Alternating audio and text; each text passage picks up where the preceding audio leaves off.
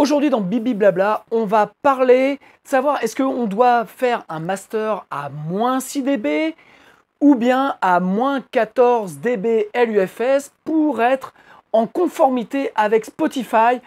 Voilà en fait le vrai débat d'aujourd'hui, la conformité.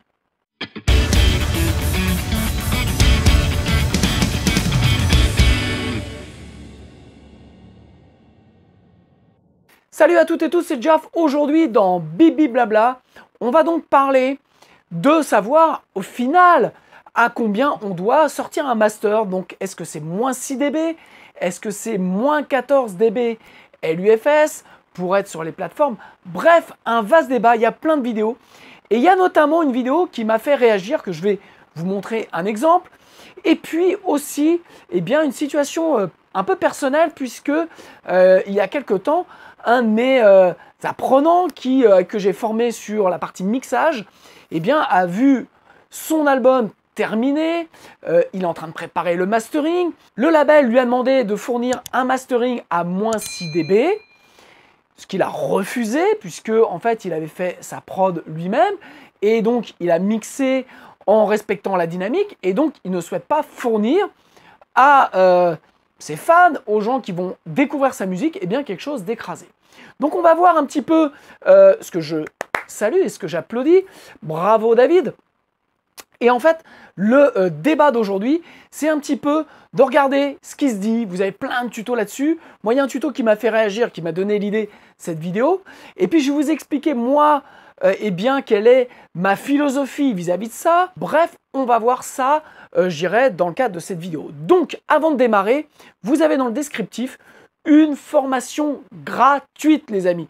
Je vous ai préparé une formation gratuite sur la méthodologie utilisée par les pros adaptée à votre home studio. Voilà. Si vous avez des problèmes pour avoir un résultat de ce que vous souhaitez en termes de production, eh bien, c'est pas forcément parce qu'il vous manque du matériel, ou c'est pas forcément parce que vous n'avez pas le dernier plugin, c'est peut-être parce que vous n'utilisez pas ou vous n'avez pas la bonne méthodologie pour travailler en home studio. Alors, pour ça, je vous ai fait une formation gratuite. Donc, vous avez le lien dans le descriptif. Et j'espère que eh bien, cette formation va vous permettre de comprendre un petit peu pourquoi la problématique ne vient pas du matériel, mais vient bien souvent un problème de méthodologie. Donc, je vous explique comment les pros bossent.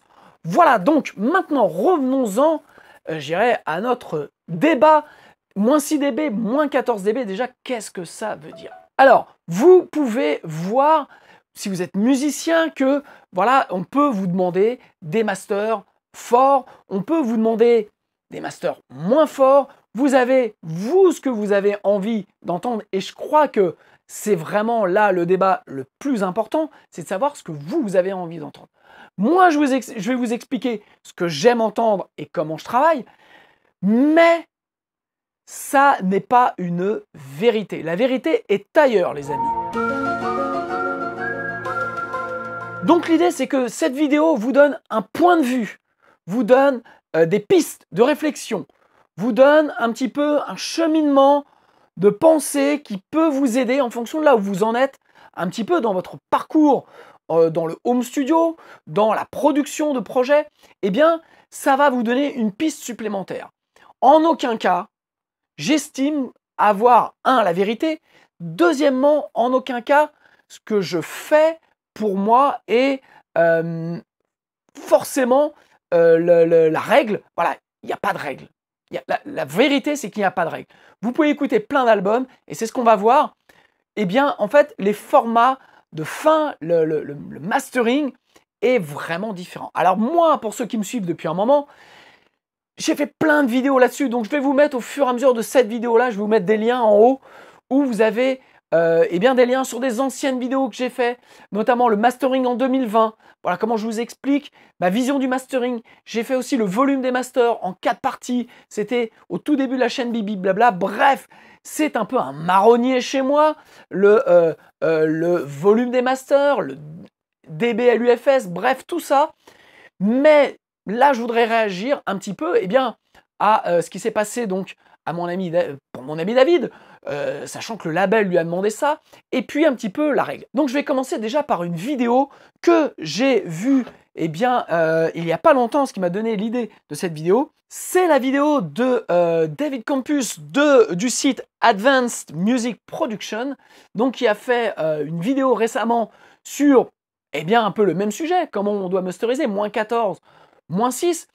Et en fait, il y a quelque chose qui m'a fait réagir. Alors, il y a plein de bonnes choses dans sa vidéo, mais il y a quand même quelque chose qui m'a fait réagir, sur lequel je ne suis pas d'accord, c'est cela. The charts, and let's measure the loudness of the top 10 songs. And let's see, what are the pros doing? No more opinions, we're just looking for facts. If the pros do it, we're going to do it. Last year, during the Grammys, iZotope, which is actually makes some of the best mastering software you can get, they did an article called Records of the Year, an analysis of the 2021 Grammy nominees. And these are all that. Ok, si les pros le font, c'est qu'il y a c'est que c'est comme ça qu'il faut faire. Et c'est là où je ne suis pas d'accord. Donc dans cet article qui est disponible sur le site iZotope, vous avez en gros les mesures de la loudness des titres, du top titre de 2021. Et on remarque que ça oscille entre -6, -8, -9, -7, bref, tous les masters, je dis bien tous les masters quasiment, de tous les Grammy en 2021, on finit avec des masters très forts. Et donc David dit, si les pros le font, c'est que vous devez le faire. Et c'est là où je ne suis pas du tout d'accord. En gros, une production, c'est quoi? C'est ce que vous allez mettre dedans, c'est le choix de là où vous allez l'enregistrer, le studio, le producteur avec lequel vous allez travailler, l'ambiance que vous allez mettre dedans. Et si au final, vous vous payez un beau studio avec une superbe acoustique, avec des beaux préamps, avec des micros de folie, tout ça pour finir à -6 dB LUFS en mastering, c'est-à-dire quelque chose de très tassé, quelque chose de très saturé dans l'ensemble, à quoi ça sert? Donc moi, ce que je veux vous dire par cette vidéo-là, -6, -14, on s'en fout. Là où je suis d'accord avec lui, c'est que -14, qui est en gros la norme de Spotify, si vous faites un master à -14, en fait, votre master va être assez faible. Parce que c'est beaucoup plus compliqué que ça. C'est beaucoup plus compliqué qu'un chiffre. C'est vraiment une perception. Alors, le Loudness Unit Full Scale, le LUFS, est basé, c'est un peu le prolongement du RMS, je dirais, est basé vraiment sur la perception du volume sonore. Et en fait, dans la perception du volume sonore, il y a beaucoup de facteurs. Il y a déjà les facteurs comment vous avez enregistré vos pistes, l'ambiance que vous avez sur votre piste. Il y a le facteur comment vous avez travaillé dans votre dos. Pour ça, j'ai fait des formations. Je vous explique en gros ma vision, comment on travaille dans le dos. Ça, c'est disponible dans la formation gratuite que je vous ai faite, donc vous pouvez aller voir, tout vous est expliqué. Et puis, comment vous allez mixer? Est-ce que vous mettez un limiteur en sortie de votre master? Est-ce que vous travaillez fort sur le mix? Est-ce que, au contraire, vous travaillez en K20 par exemple? Voilà, tout ça, ce sont des notions que vous devez intégrer pour savoir comment ça termine. Et c'est pour ça que ça n'a aucun sens de dire ça doit sortir en -6 et ça doit sortir en -14. Voilà. Donc je fais pas un backflip par rapport à tout ce que je vous dis depuis le début. C'est vrai que je préfère les masters qui sont pas trop forts. Mais en même temps, je suis comme tout le monde, c'est-à-dire que j'aime sentir de l'énergie, j'aime sentir la dynamique. Et ça, en fait, ça vous est donné aussi par le volume. Donc, vous devez faire très attention à ce sentiment, à cette impression de volume et à cette impression de dynamique qui va finir au final soit sur un master en forme de boudin, comme on va voir, soit sur un master avec beaucoup de pics, avec beaucoup de dynamique. Et ça, c'est quelque chose que j'explique dans beaucoup de vidéos, c'est quelque chose sur lequel vraiment je crois profondément. Et par rapport à ce que dit David dans sa vidéo, où en gros, si les pros finissent à -6, à -8, c'est qu'il y a une raison que vous devez le faire, c'est là où je ne suis pas d'accord. Parce que je reprends l'exemple de mon ami David, qui a bossé sur sa prod, qui a fait son mix, qui a fait son master, bref, qui est allé au bout de sa vision. Et je peux vous dire qu'il est allé au bout de sa vision, puisque il a suivi de nombreux cours avec moi, je l'ai formé pour qu'il fasse les choix de ce qu'il voulait faire, pas mes choix, mais les choix de lui, comment il entendait sa musique. Et donc, ce monsieur a bossé vraiment beaucoup pour qu'au final, un mec dans un label, qu'il soit indépendant ou une major, qui n'y connaît au final, à mon avis, pas grand-chose, ou en tout cas, qui ne connaît pas la réalité de la dynamic range, du PLR, du PSR, bref, du pic, bref, de toutes ces notions que l'on sait quand on fait du home studio, que l'on doit savoir, ou en tout cas, on doit être conscient de ce qui se passe quand on pousse des boutons, et bien en fait, de dire voilà, moi, ton album, je veux qu'il soit à -6 parce que c'est comme ça qu'on sort des albums aujourd'hui, c'est une sombre connerie, c'est une vaste fumisterie. Donc n'écoutez pas les gens qui vous disent faut masteriser à -6 et faut masteriser à -14. Voilà. Moi, je vous donne un avis, ne l'écoutez pas, ou en tout cas, écoutez-le, mais faites-vous votre propre idée. Voilà, c'est ce que j'explique dans toutes mes formations. Je vous donne des éléments pour que vous fassiez votre propre échelle de valeur. C'est un peu comme si, quand on dit il faut que ça termine à -6, ou comme dit Dave dans sa vidéo, eh bien si les pros le font, eh bien il faut le faire. C'est un peu comme si vous vous disiez, eh bien moi, je vais acheter ma viande chez un éleveur qui prend soin de ses bêtes, ok ? Mes légumes, je les fais dans mon jardin, j'ai bêché ma terre, j'ai porté beaucoup d'amour à mes carottes, à mes poireaux et tout ça, voilà, pour au final finir dans un bas d'huile avec de la chapelure autour, comme un McDo, comme un KFC, voilà, et ça n'a pas de sens pour moi.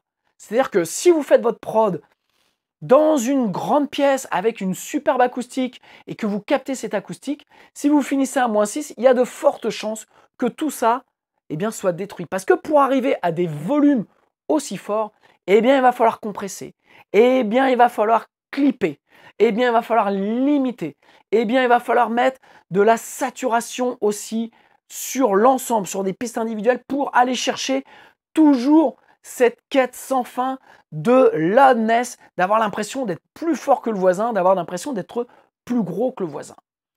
Et c'est là où je ne suis pas d'accord dans ce que dit Dave dans sa vidéo, c'est que si les pros le font, eh bien moi c'est la question que je me pose, je me dis mais pourquoi ils le font?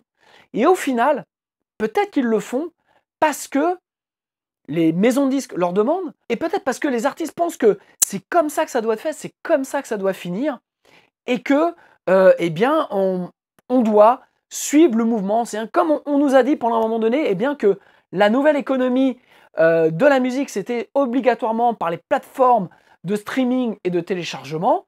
Moi, je fais plein de vidéos pour vous dire que je pense que c'est une aberration, comme je pense que c'est une aberration quand on dit, bah voilà, c'est comme ça qu'il faut faire. Voilà.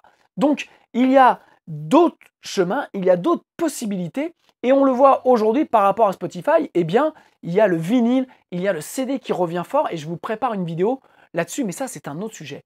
Donc, le sujet qui est la même façon, cette pensée commune de dire que ça doit finir à -6 ou alors que ça doit finir à -14, eh bien en fait si c'était un chiffre magique, un chiffre d'or, eh bien ça serait super simple parce qu'on ferait tous pareil. Sauf que, avant d'avoir des masters sortis par une intelligence artificielle, par des plateformes en ligne qui font tout eux-mêmes, eh bien derrière il y a des bonhommes. Il y a des bonhommes qui mixent, il y a des bonhommes qui font des masters. Alors quand je dis des bonhommes, ne vous trompez pas, il y a aussi des bonnes femmes, il y a aussi des hommes et des femmes. Voilà.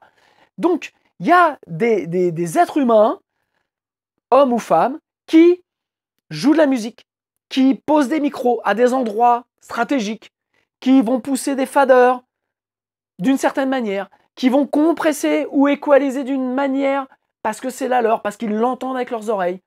Et tout ça fait que, eh bien, on a des prods qui sont différentes et qui malheureusement, par rapport à un schéma peut-être mental, en tout cas qui n'est pas une vérité, ça c'est sûr, de finir à -6. Je vais vous montrer des exemples, alors je ne vais pas vous les faire écouter parce que j'ai pas envie de me faire bloquer la vidéo, voilà, donc ça c'est une raison, mais je vais prendre des exemples en fait d'albums que j'ai achetés, voilà, récemment.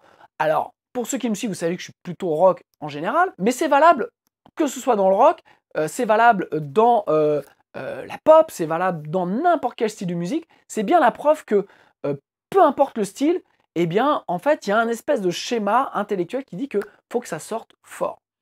Donc, on sait très bien que plus c'est fort, plus notre cerveau aime, parce que les oreilles et le cerveau aiment, en tout cas préfèrent quelque chose de plus fort qu'un autre, voilà, en termes de volume, mais en termes de confort d'écoute, en termes de musicalité, pour moi, je dis bien pour moi, c'est tout le contraire. Et en fait, pour moi, la vraie difficulté, c'est de trouver le bon ratio dans le volume de votre master pour qu'il soit suffisamment fort avec d'énergie sur Spotify ou YouTube, mais que l'algorithme qui va retirer les dB de trop pour arriver à moins 14 dB LUFS, eh bien, ne soit pas de trop. Et donc, c'est une alchimie, je dirais. C'est un travail de mix, de master, que en tout cas moi je fais et que je contrôle. Je vais vous expliquer comment je contrôle pour arriver à des chiffres qui sont pas des valeurs absolues, mais qui sont des indicateurs, en tout cas moi dans mon travail, et je vais vous expliquer un petit peu ce qui fait foi pour moi. Voilà, donc ça, on va voir ça avec la session qui est prête derrière. Ok, alors, rapidement, j'ai pris plusieurs exemples d'albums que j'ai un peu écoutés cet été. Le dernier, Foo Fighters, voilà, avec le titre La Rescue. Alors, vous n'avez pas le son exprès, j'ai fait exprès pour ne pas avoir, comme je vous dis, de problème de droit sur YouTube. Mais ce qui est intéressant, c'est de regarder un petit peu ces vues-mètres. Alors ça, c'est ce que l'on a dans Cubase et que l'on a dans Wavelab. Et puis, il y a le plugin Dynameter que j'aime beaucoup, voilà, qui vous permet en fait de voir bien, de façon visuelle, sans être focalisé sur les chiffres, d'avoir un peu des couleurs qui vont vous donner un peu un état de la dynamique au moment du mastering. Qu'est-ce qui sort? Qu'est-ce que vous avez au final en bout de chaîne? Alors, on a plusieurs choses. Vous avez le LUFS, donc le Loudness Unit Full Scale, ok, qui va vous donner en gros, bien, c'est une unité de mesure, mais vous avez d'autres choses qui sont plus intéressantes, à mon sens, plutôt que de mesurer, de savoir à combien vous sortez en dB LUFS. Voilà ce que on a vu et ce que montre David dans l'article paru sur Isotope, donc sur les 20 Grammy de l'année 2020, où on constate qu'ils sont tous entre -6 et -8, -9 dB LUFS. Voilà. Ce qu'il y a derrière, ce qui est intéressant, c'est de comprendre, c'est pas en fait un volume, c'est pas comprendre le chiffre, c'est de comprendre la notion de dynamique et notamment la notion de dynamic range. Ça, c'est important. Ça va être la différence qu'il existe entre le pic, le point le plus haut d'un signal, et son volume médian, on va dire, son volume de perception. Pour ça, il y a deux unités de mesure. Il y a le PLR et le PSR. Le PLR qui est le Peak to Loudness Ratio. Ok, donc ça mesure en fait sur le LUFS en ce qu'on appelle integrated, ça veut dire que c'est sur l'ensemble du titre, ok, donc sur l'intégration sur l'ensemble du titre, pardon. Et puis vous avez le PSR qui est pareil, le Peak Short Ratio qui est donc sur le short term, ce qui est 3 secondes. Donc ça veut dire que ce qui est valable, c'est valable sur les 3 secondes qui viennent d'être mesurées. Donc vous voyez, on a ici l'integrated, donc qui est valable sur l'ensemble du titre. On a le short term qui est 3 secondes et on a le momentary max qui est à l'instant T, qui est pour le coup 4 millisecondes. Donc vous voyez, vous avez plein de choses qui vont vous donner en gros une idée de ça. Et puis le Peak to Loudness, le PLR, qui montre en gros la dynamic range. Donc là, je prends le titre Rescue des Foo Fighters que j'envoie et donc on va voir un petit peu ici ce qui se passe et là sur la dynamique. Ok.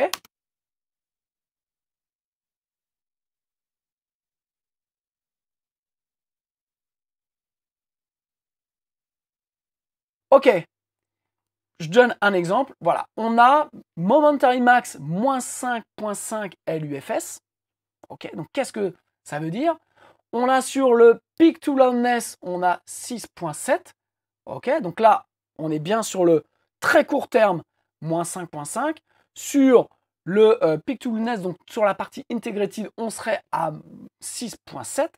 Mais là, ce qui est intéressant dans celui-ci, c'est de voir que, en fait, on a quelque chose qui est parti. Si je remonte, vous voyez, on est parti de quelque chose là d'assez ample. Et puis, on arrive à quelque chose d'assez resserré. Je vais continuer et après, je vais vous montrer, en fait, c'est par exemple que je vais vous faire comprendre un petit peu ce qui se passe. L'autre point, on va prendre, par exemple, le titre, le dernier titre de Chaka Ponk qui s'appelle D'essence. Ok. Alors, je vais remettre tout à zéro. Voilà. Et c'est reparti.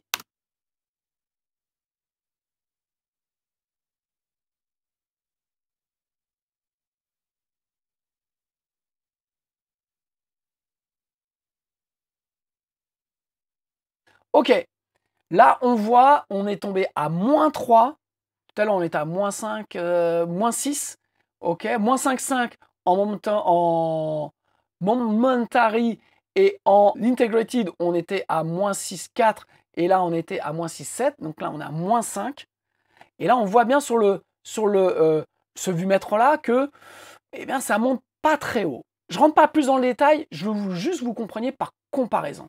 Et puis là, vous voyez, on a un tout petit boudin, on a quelque chose qui est très resserré. Ça, en fait, ce dynaméteur montre la dynamique du titre. Ok? Donc là, on voit que c'est très resserré, au final, il n'y a pas beaucoup de dynamique. Et puis, je vais passer à un autre titre qui est, je vous ai fait un bibi blabla quand c'est sorti, c'était le titre de Porcupine Tree Aridan, voilà, prog rock. J'avais vanté la prod de cet album-là. Ça faisait partie aussi des titres que j'écoutais en voiture cet été, avec sur j'irais la même clé, il y avait donc Chaka Ponk et Foo Fighters. Et vous allez voir ce qui se passe. Donc là, je vais remettre, hop, tout ça à 0. Et hop.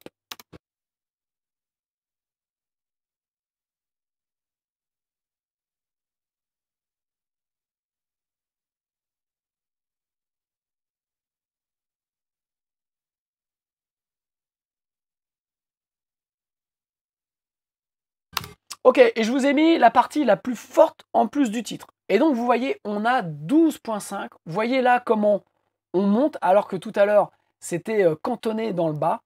Et puis, vous voyez sur le dynamiteur, en gros, l'amplitude qu'a le signal dans son ensemble. Et c'est ça, en fait, que je veux essayer de vous faire comprendre, c'est que peu importe ce qu'on vous dit, moins 6, moins 14, ça ne veut absolument rien dire quand on n'arrive pas à se représenter, en gros, ce qu'est la dynamique.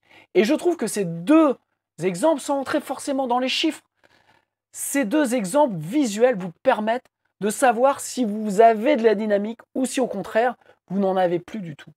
Et peu importe, c'est votre choix, c'est votre musique. Si vous aimez quelque chose dans le type Chaka Ponk, ultra compressé, avec ultra clippé, avec beaucoup de saturation, ultra fort, eh bien vous avez le droit. Vous voyez, ça ne m'a pas empêché d'acheter l'album. Ce que je trouve juste dommage, c'est que je trouve que l'album est mortel pour parler de Chaka Ponk. Je trouve juste dommage que, à écouter, c'est douloureux. C'est que c'est pas une expérience jouissive comme peut l'être l'album de Porcupine Tree. Alors, et ne me dites pas, oui, mais c'est pas le même genre. Tout ça, pour moi, c'est de la foutaise. C'est-à-dire que vous preniez un titre de Justin Bieber ou que vous preniez un titre de Chaka Ponk ou vous preniez quelque chose de R&B qui passe en ce moment sur les plateformes ou quoi au caisse, tout est super fort. Et c'est ça que je ne comprends pas. Et quand Dave, dans sa chaîne Advanced Music Production, dit que si les pros font ça, eh bien, faut pas se poser de questions, il faut le faire, c'est là où je ne suis pas d'accord avec toi, cher Dave. Pourtant, tu dis plein de choses très intéressantes, mais là, je ne suis pas d'accord parce que on n'est pas obligé de se violenter l'oreille. On n'est pas obligé de se souiller les oreilles avec, je dirais, de la musique ultra compressée, ultra forte. Voilà, je trouve que c'est pas une bonne expérience. Pour vous dire, le dernier Foo Fighters, je trouve que c'est un super album, mais le son, je trouve pas bien. Moi, j'aime pas. parce que c'est trop fort, parce qu'au final, on se finit par se prendre du charlet. Le charlet n'est pas précis puisqu'il fait comme ça. Et puis les guitares, au final, finissent assez loin dans le mix. Et au final, on entend tout le temps une saturation présente. Et quand vous l'écoutez dans une bagnole, en départ en vacances, où vous avez envie de faire plaisir, eh bien à un moment donné, ça vous pète la tête. Et quand vous l'écoutez sur des bonnes écoutes, eh bien c'est encore pire parce que vous entendez encore plus la saturation. Ça, c'est mon propos. Maintenant, ça ne veut pas dire que j'ai raison. Maintenant, ça ne veut pas dire qu'il faut écouter comme ça. Mais je suis contre le côté ayatollah de dire, bah voilà, ça doit sortir à -6, comme je suis tout à fait contre de dire que ça doit sortir à -14 ou quoi. Faites la musique pour avoir votre propre expérience. Mais ce qui est clair, c'est que vous allez offrir, eh bien peut-être, je dis bien peut-être, plus de plaisir à des gens qui vont écouter quelque chose de différent. Je prends l'album, je vous ai fait un bibi blabla récemment sur le vinyle de Rage Against the Machine. Donc je vous prends un titre de Rage Against the Machine du premier album, donc la version CD telle qu'elle était sortie à l'époque. Et donc si on lance le bousin,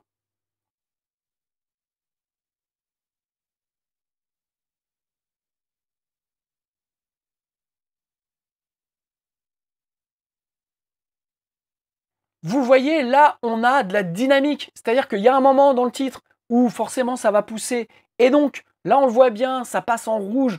Donc, ça resserre, on a moins de dynamique. Mais sur toutes les autres parties, on est, vous voyez là, vous voyez ce qui se passe.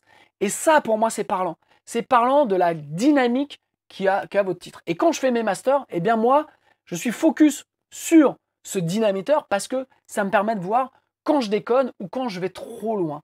Voilà. Voilà ce que je voulais vous montrer quelque part dans cette vidéo. C'est cette partie, c'est en gros de masteriser à -6 ou à -14, ça ne veut rien dire. Ce qui est important, c'est comment on respecte la dynamique. Et ça, il n'y a pas une méthode, il y a plusieurs méthodes. Et ça passe déjà par un bon mix qui a une très bonne dynamique qui va vous permettre ensuite de soit faire le cochon et d'avoir quelque chose de très compressé et de très clippé, ou de garder quelque chose qui va être vraiment ouvert. L'indication que je veux vous donner, c'est que ce n'est pas parce que c'est fort que votre musique va se vendre mieux. Ça, c'est une aberration de croire ça, parce que ce n'est pas vrai. Deuxième chose, c'est ce que je vous disais tout à l'heure, c'est que si vous payez un studio, si vous payez des compétences d'un bon ingénieur du son, quelqu'un qui va travailler votre mix, qui va faire en sorte qu'il se passe des choses, pour finir avec une dynamic range complètement écrasée à -5, eh bien, quelque part, c'est ce que je vous disais sur la nourriture qui va finir dans un bain d'huile avec de la chapelure, ça n'a aucun sens. Voilà, ça n'a aucun sens.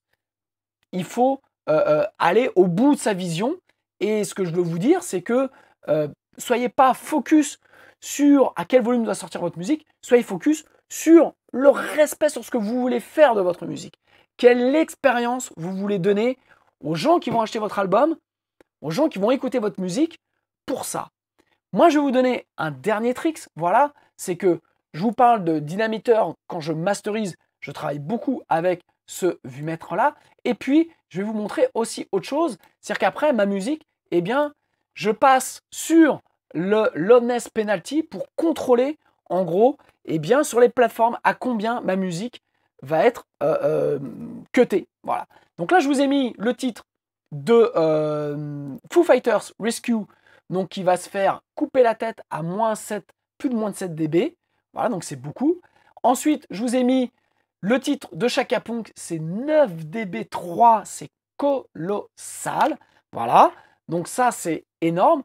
Et je peux vous dire que je l'ai montré dans les deux vidéos Bibi Blabla sur le mastering en 2020, que votre musique, plus elle est forte, plus elle va être comme ça rabotée par les algorithmes, plus elle va sonner petite au final sur les plateformes à volume égal par rapport à d'autres titres qui ont de la dynamique. Parce que la vraie loudness, je le répète, je le dis dans toutes mes vidéos, c'est pas le volume de sortie, c'est le PLR. Voilà, c'est la différence entre le pic et le loudness unit full scale integrated ou short term. Voilà, donc ça c'est important. Je continue. Là, j'ai mis le Rage Against the Machine, on est à -4 dB. Ok. Je vous ai mis, j'ai pas eu le temps de faire l'exemple, mais mon titre que j'ai fait, si installé, que j'ai mixé et masterisé, il est à moins 3 dB sur YouTube. Ok. Et puis, je vous ai mis Aridan de Porcupine Tree. Lui, il ne sera pas raboté puisqu'il est en dessous. Il passe sous les radars, je dirais, de l'algo. Si vous êtes, vous, en phase de faire un master, ou vous faites votre master vous-même à la maison parce que vous n'avez pas les moyens de vous payer un studio de mastering, parce que vous démarrez, faites attention à ça. Ne croyez pas que plus votre musique va être forte, plus elle va plaire. C'est une aberration, c'est une connerie sans nom. Voilà. Donc, trouvez ce que vous aimez. Si vous aimez les titres super compressés, eh bien, faites ce que vous aimez. Voilà, il n'y a pas de mal à ça. Vous voyez, moi, ça ne m'empêche pas d'acheter ces albums-là parce que j'aime les artistes, parce que j'aime la musique. J'ai juste un problème avec l'expérience que je fais de leur musique qui, je trouve, n'est pas la bonne, en tout cas, qui, je trouve, n'est pas celle que j'ai envie d'avoir. Et j'ai vraiment envie que ces artistes majeurs, maintenant, proposent deux masters, proposent le master un peu cochon, où tout est à balle, et proposent le master avec de la dynamique, parce que parmi leurs fans, il y a des gens qui aiment avoir une expérience de tourner le bouton volume de sa chaîne hi-fi, de ses enceintes, de quoi que ce soit. En plus, on revient en vinyle, donc ça n'a plus de sens de faire des mix et des masters super forts, parce que sur les vinyles, c'est pas ça qu'on va chercher. Donc, ça prouve bien que les gens, les consommateurs, ont envie d'avoir une autre expérience musicale. Et donc, ce n'est pas de leur proposer du 96 kHz, 24 bits, où les gens ne savent pas ce que c'est, achètent parce qu'ils pensent que c'est mieux. Mais ça n'a aucun sens si on finit avec un master ultra fort. Ça peut avoir du sens dès l'instant où on est, comme sur l'album de Porcupine Tree, ou l'album de Rage Against the Machine, avec quelque chose de super large, avec quelque chose où il y a de l'amplitude. Donc, retenez bien ça si vous devez vous souvenir de quelque chose. Si le message que j'ai essayé de vous faire passer, qui n'est pas évident, c'est que ne croyez pas, parce qu'il y a un DA en maison de disque ou dans un label indépendant qui va vous dire voilà, il faut que ça sorte à -6, ne faites pas bêtement ce qu'il vous demande parce qu'il n'y connaît rien au final. Voilà. Ayez l'expérience de votre propre musique. Si vous avez mis de l'argent pour aller dans un beau studio, enregistrer avec du beau matériel, payer des gens compétents pour tourner les boutons, pour pousser les boutons, eh bien, n'écrasez pas tout au final parce que ça n'a pas de sens. Voilà. Les gens ne vont pas aimer plus votre musique parce qu'elle est plus forte. Ça, c'est faux. Donc, ayez un peu un goût. Ne vous laissez pas influencer par ce qui doit être fait. Ça, c'est hallucinant. Et voilà, j'aime beaucoup Steven Wilson, donc de Porcupine Tree, parce qu'il produit plein de projets et qu'il a ce respect de la dynamique. Voilà, de plus en plus d'artistes qui produisent leur musique reviennent à ça. Je pense aussi à Devin Townsend, voilà, qui a été très loin dans le côté surcompressé et qui aujourd'hui fournit une très belle expérience musicale sur ses œuvres. Donc ça, c'est très plaisant.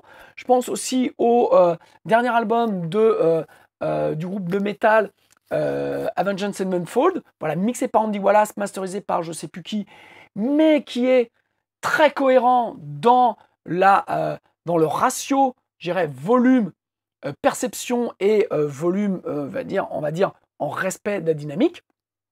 Donc ça, c'est quelque chose d'important. Je vous donne un dernier trick avant de vous laisser. C'est je reprends mon titre Si installé, voilà, qui est à moins 3 dB sur YouTube.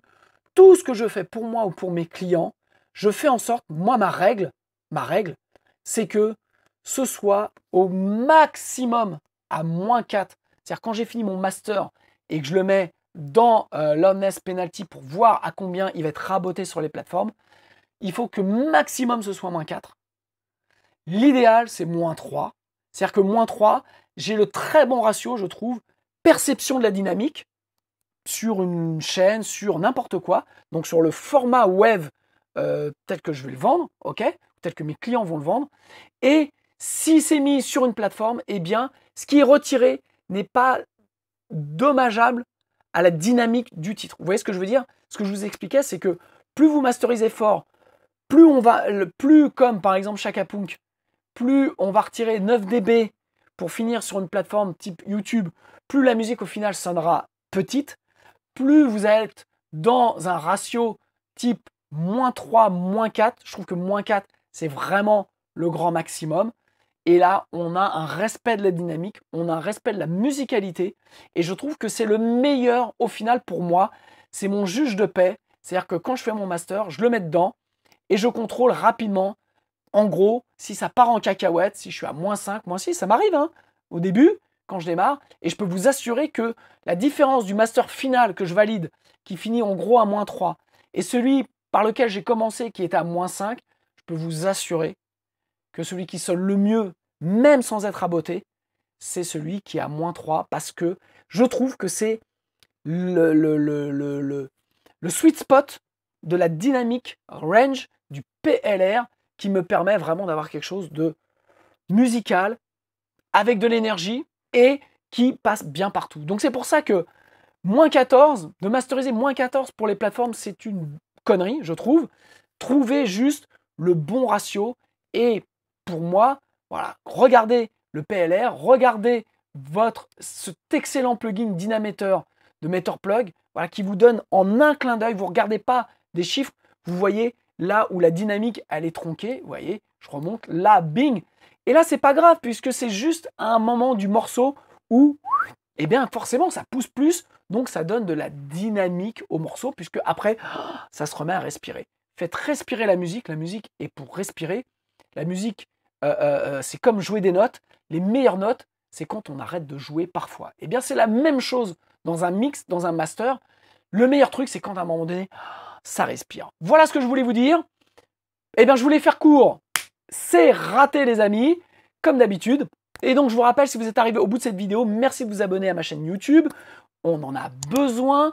Vous avez, je vous le rappelle, aussi dans le descriptif, une formation gratuite sur la méthodologie des pros à appliquer dans votre home studio pour optimiser sans aucun investissement, sans aucun plugin, eh bien, le son qui va sortir.